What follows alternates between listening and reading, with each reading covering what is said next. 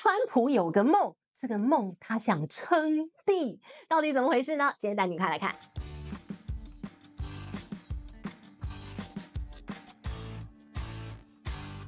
嗨，大家好，我是治愈，今天想跟大家来聊聊川普大帝一统天下的超巨大型美梦。好，那当然呢，我们就要带你来看为什么你说川普大帝要一统天下，那是因为我要给大家看看一张图。这张图呢，就是川普的儿子，他儿子叫什么名字啊？叫 Eric Trump， 他的一个贴文。好，那这个贴文呢，很有意思，而且呢，这个贴文值得我们好好聊上3天3夜。好，我们来看看这贴文是什么呢？啊，当然就是一位川普先生嘛，对不对？川普先生这样一看，你就觉得哇，年纪这么大了，发量这么样的蓬松，真的是生发水擦了蛮多的。好，这不重点，重点呢是他正在 shopping， 他在买什么呢？我们来看川普先生，他的手机呢就有一个购物车，就像呢我们买淘宝也常常购物车买了一大堆，对不对？然后点点点，想说我最近要结账些什么。好，那我们就来看他买了些什么，放大在这边。他的购物车啊，放了3样东西，但是呢，都还没有结账，因为人家要不要卖不知道。好，那他的购物车有什么呢？我们来看，你的 cart 里面呢有加拿大。国家拿来买它的这个它的 card 里面呢，还有格陵兰，全世界最大的一个岛屿，然后呢，还有巴拿马运河。这个时候你就觉得这个人真妙，他的购物车里面要买的都是一些人家不卖的东西。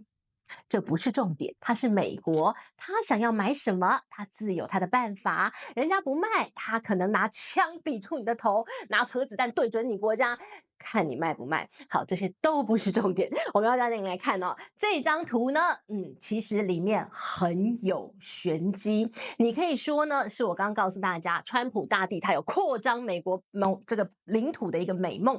你可以说他想要一统天下，你可以说呢，他的一个野心又上升了1层楼，或者你可以说他说不定想要得到一个什么样诺贝尔和平奖。世界如何和平呢？川普买下全世界，那就是一统天下就和平了，对吧？通通都是我美国的，没有任何争端了。你要不要先去买一下以色列，看人家要不要买你？好，不重要。我们就来看看这张图到底说明了什么。好，我们先要带您来看啊，还有一句话。这句话呢，我常常觉得大家应该要细细品味。这句话是这么说的，他说啊，做美国的敌人很危险，做美国的盟友很致命。好，那这个时候我又要拿出这张图了，来看看。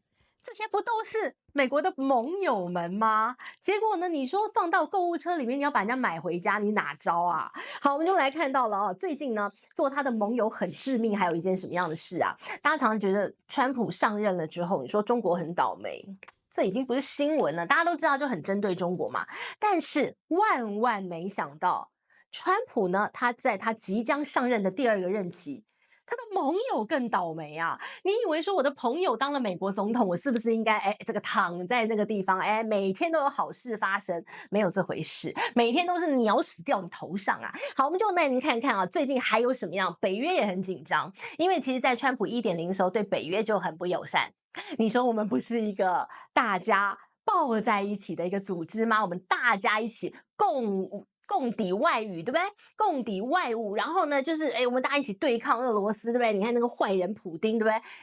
结果他那个时候就对北约说：“你们自己这个好好给我钱拿出来，对不对？哈，这个川普死要钱又来了，好，这次又来了。”我都还没有上任，他已经派了他的一个这个，据说他的竞选团，他的高层去到了北约，先告诉人家说：“我跟你讲哦，我们老大还要上任哦。那上任之前呢，有些事情我们来讲清楚哦，就是你们记得哈，你们账单自己付。”你们钱都给我拿出来！你要我美国免费帮你打仗，没有那回事。于是呢，据说啊，他要求这个成员国把所有的军事开支呢要提升，大家国防经费要提升到 GDP 的5%以上。哇塞！之前上一任你还记得川普的要求吗？提升到3%以上，那个时候就很多人说：“我办不到啊！”对，那这个叫什么？那个娘娘我办不到。好，这不重点。好，那接下来呢，我们就带你看到这次说要 GDP 5%。很多现在北约国家当中啊，大约这个能够军费有5%的，其实大概就是2/3左右。这个32个成员国当中有23个达标，那些无法达标的，他真的无法达标，他就没办法。我要把军费提得那么高，我就要排挤一些我其他的一些社福措施啊，我其他的一些基础建设啊，我其他的一些国家支出。所以呢，其实一个国家的一个它的一个预算组成，它的开支要用在哪些地方，你总要让人家自己决定吧，对不对？结果美国来指手画脚说你给我军费5%以上啦，不管就这样了。但是没办法，他老大。好，那于是乎呢，现在这个北约每个人呢都头皮发麻，很担心这个未来的这个川普啊，真的是会这样要求吗？因为呢，连美国自己的军费都只有3.1%，那你还要求人家5%以上？但川普不管。川普不管，嘿嘿，我什么都不管。他就说，反正你们这些北约要我保护你，你们自己把自己账单先清一清，先付出来。好了，那于是乎很多人就说了，包括他的购物车、他的购物清单，买那3个地方，他要买格陵兰，他要买加拿大，他要买巴拿马运河，再加上呢，他要求北约。你们都给我好好的把钱给我吐出来。有人说啊，那叫做项庄舞剑，意在沛公。那个沛公又是川普心中的大魔王，又是中国了。那我们就带您来看一看很多事情哦。国际新闻很有趣，你单点发生你很难解读它，但是呢，你把这些事情连在一起，你就会看出其中的端倪。好，那看什么呢？最近啊，美国五角大厦他们每年都会发一份这个中国的军力报告。那这个军力报告呢，就会告诉你说，在过去的这1年当中，中国呢，它又下饺子，又多了几艘军舰，它可能又多了几个核子弹头。然后呢，它未来它发展是什么？有的没的一大堆。好，那于是乎，我们就来看最新的五角大厦中国军事报告当中，军力报告写了什么？好，军力报告写了。现在中国的海军是全世界上规模最大的海军，他们海军的实力啊越来越增长，然后呢，这个野心啊也不断的往外哈。好，这是一个海军，然后再来呢，他就讲了，中国好危险，因为他们在发展核武，他们就说了，去年呐，这个中国的核子弹头大概500多枚，到了今年，已经600多枚了。你看它1年内又有100多枚的核子弹头，根本狼子野心啊！好，那除此之外，还有讲了空军也是啦，他们的空军现代化的程度越来越厉害哦。然后呢，这个军力报告当中是这样写的哦，这个我没有夸张哈，这个我翻译成中文告诉大家，他说，中国空军的技术跟实力，用非常迅速的一个速度，正在追进美军的速度。那你听完就觉得，不是说我们这个长他人志气灭自己威风啊，但是你说中国的军事实力有那么厉害吗？有像美国的军力报告当中写的这么厉害吗？好像一副我明天就要把美国干掉，变成全世界最厉害的国家的那种感觉，有这样吗？那当然呢，这个你每年去看那个中国的军力报告啊，然后你再搭配上国防部，这美国国防部啊，他们五角大厦会出一份他们要求这个中央政府要拨预算让他们买的一些军备啊，你就看得出来为什么。我就是要把那个我的敌人形容的，我的妈呀，太厉害！于是乎呢，我要这么多的预算，我才显得合理嘛，对吧？不然你说我那个敌人也就那样，然后我要这么多的预算。国会就不会拨给你嘛，对吧？所以呢，这个军力报告啊，其实每年啊，都把这个中国形容成很厉害、很厉害、厉害的不得了，明天就颠覆世界那种感觉。那于是呢，中国就讲啦，中国马上就发了一个正式的声明说，这就是日复一日、年复一年啊，对，渲染中国的军事威胁啊，就为了要成全美国国防部他们自己想要扩张军备的这个没讲出来的一个实话。好，这些都不是重点。那接着我们就要来带你看看什么叫做当美国的这个敌人很危险，当他的盟友很致命。我们就看那3样购物车。购物车当中，刚刚讲我们3天3夜，来，我们就首先来讲讲购物车当中呢，格陵兰。大家就说了，其实川普想买格陵兰已经不是1天2天的事，他在他上一任他就讲过他要买格陵兰。人家就不喜欢，生气，对我们家领土，我有说要卖你吗？奇怪，我又没有把它放在什么购物平台上，说让大家待价而沽，大家来竞标，没有。我国家的领土，你说买就买，这怎么回事啊？丹麦其实是一个北约国家，那丹麦呢，其实是一个一直把美国当老大，可以说跟在后面小跟班这样的一个国家哦，指东就是不会往西的那一种。结果呢，你一天到晚说要买人家领土，虽然啦，丹麦跟格陵兰他们没有相连，领土不相连啊，这海外的飞地嘛。但是呢，其实呢，这个丹麦跟这个格陵兰之间的关系，我们简单讲一下。其实呢，它已经让格陵兰可以独立了。那格陵兰有自己的政府，有自己的总理，但是它一直没有宣布独立哦，是为什么？格陵兰就是一个人口才5万多人，虽然它的地很大很大，但是它人口很少嘛，你要真的自己变成一个国家也很困难嘛，没那么多钱，对吧？好，那于是呢，现在丹麦跟格陵兰之间的关系就是，格陵兰属于丹麦的，但是呢，它其实基本上是一个独立自治的，它只有国防，它只有对外的外交是交给丹麦政府来负责哦。简单来讲是这样。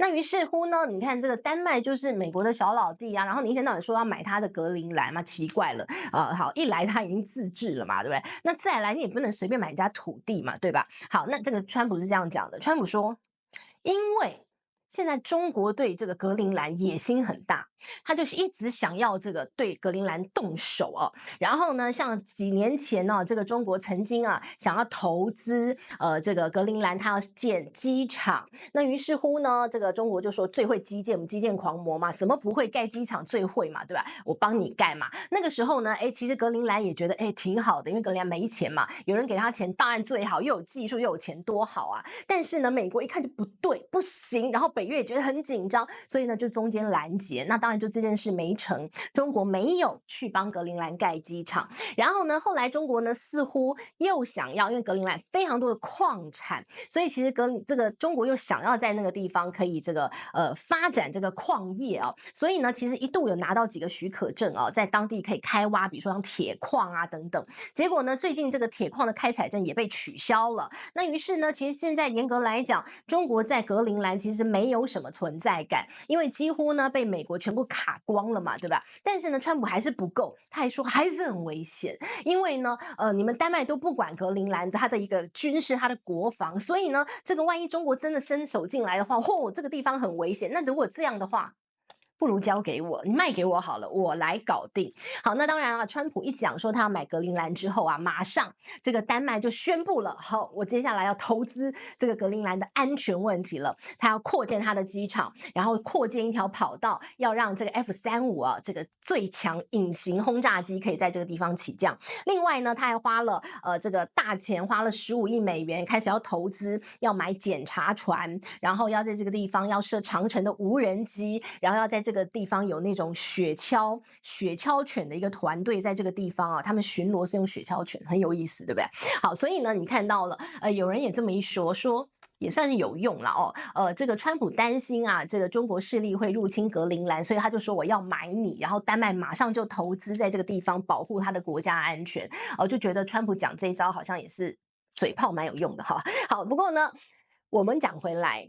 川普要讲他要买格陵兰，或许真的很真心，因为如果真的让他买到的话，哇，那这个美国真的接下来在1000万年吧，再到恐龙出现，说不定美国都会是一直很强的国家。我们来看格陵兰有多棒。格陵兰呢，刚提到了，它呢在这个地方，在北极这个地方，然后呢，哇，不得了，它的一个地理位置很厉害，它就是一个欧洲跟美洲之间的一个交界。然后呢，它有多棒呢？它有非常非常多稀有的矿产，它有石油，它有稀土，这些呢都是这个美国很想要的。那当然呢，它的地理位置非常厉害，然后它有非常多的矿产，于是乎呢，它就变成了大家都很想要。但你不可能去想要一个其他国家的领土嘛。那其实呢，美国在这个地方它有一个太空基地哦，这个太空基地叫做皮图菲特。那这个太空基地在这里干什么？它可以太空监视，它可以这个飞弹防御都在这个地方。那其实美国已经在这个地方插旗了，所以呢，它才可以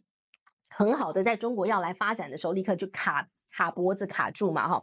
好，那我们就来看，其实呢，这个美国想要格陵兰哦，已经不是川普不是第一个，最早曾经有一个这个美国的总统叫 Johnson， 那他呢就已经提出了好大一篇报告，说格陵兰有非常多的商业价值，很值得美国来投资。那个时候呢，大家就觉得很荒诞嘛，对不对？你要买格陵兰，人家又没有要买。那后来呢，在2次大战之后呢，这个杜鲁门总统啊，他也想买格陵兰。他还真的出价，他出价是多少？1亿美元。他要买格陵兰，但是呢，格陵兰也没有要卖你啊，对吧？而且你1亿美元，拜托，你以为他是哪里啊？人家有油他家里躺着有矿我还卖你1亿美元而已。现在有人去估说你真的要去跟他出价，你要从一个这个底价开始往上加，底价是多少？他去算了他石油矿产，算他的这个矿，然后算他的航运价值，各种加起来1.7兆美元，请你要买，用这个价钱往上加。好，1.7兆，那当初是给他出1亿美元当然是有通膨啦，不讲。好，那再来呢，我们就看了，那这个地方就是你就觉得说，给人家出钱买人家国家对吗？但其实美国真的是这样，美国以前就是很多它的领土是用钱买来的。比如说，他在这个拿破仑时期，跟法国拿破仑花了多少钱？花了1500万美元买了现在的路易斯安那州。那个时候，因为拿破仑他在欧洲打仗需要钱，然后反正路易斯安那州在北美这个地方好远，算了啦，卖给你，卖了1500万美元。好，那所以呢，这可以说是美国史上最大的一笔土地交易买了领土回来。好，那另外还有一个领土也很值得买，现在这个卖家应该很后悔，就是当初的这个沙俄那个时候卖给美国卖了什么？卖了阿拉斯加，1868年卖了720万美元，普丁一定觉得很可惜。当初应该不要卖，对不对？但那普丁那时候应该还没诞生，好，不管。